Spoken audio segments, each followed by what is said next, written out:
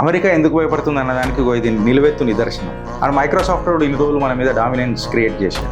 నిన్న అశ్విని వైష్ణవ్ గారు క్లియర్ కట్గా మెసేజ్ ఇచ్చేసారు కేంద్ర మంత్రి, నేను జోహో వాడుతున్నా, మైక్రోసాఫ్ట్ వాడతలేను అని. అంటే ఒక ఆల్టర్నేటివ్ భారత్ క్రియేట్ చేసేసింది. ఇది కొత్తగా ఏం రాలే, చాలా రోజుల నుంచి ఉన్నది. ప్రాబ్లం ఏమైందనంటే ఇది మోదీ సర్కార్ వచ్చినాకనే లైమ్ లైట్లోకి వస్తాయి ఇవన్నీ. ఎందుకంటే మనకు బానిస బతుకులు బాగా అలవాటు కదా, వేరోడు తయారు చేసినవి రావాలి, ఆఖరికి వ్యవసాయం కూడా. ఇప్పుడు తాత ట్రంప్ది అదే ప్రాబ్లం, నేను అగ్రికల్చర్ తయారు చేస్తా, నువ్వు నావి కొనాలా. ఎందుకు కొంటాం రాదు? కంపెనీ ఆరిజిన్ వచ్చేసి చెన్నైలో తయారైంది. ఆమ్చి భారత్ అని అంటాం చూడు మనము, లోకల్ చంటిగాడ్ లోకల్ రా అని అంటాం చూడు, చంటిగాడ్ లోకల్. ఇది వర్డ్ ఎక్సెల్ పవర్ పాయింట్ ఇచ్చి గులాం చేసిండు. జోహోలో లేదని కాదు, జోహో రైటర్ ఉంది, జోహో షీట్ ఉంది, జోహో షో కూడా ఉన్నది. కసక్ లివర్ పంక్చర్ అవుతాడు. ప్రపంచ స్థాయిలో వీడియో చేసిండుగా మైక్రోసాఫ్ట్.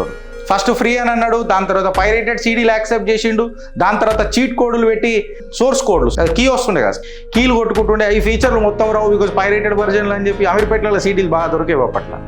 అంటే మన వాళ్ళు ఎట్లుంటారంటే అమెరికాని కూడా అమీర్పేటకి తీసుకొస్తారు.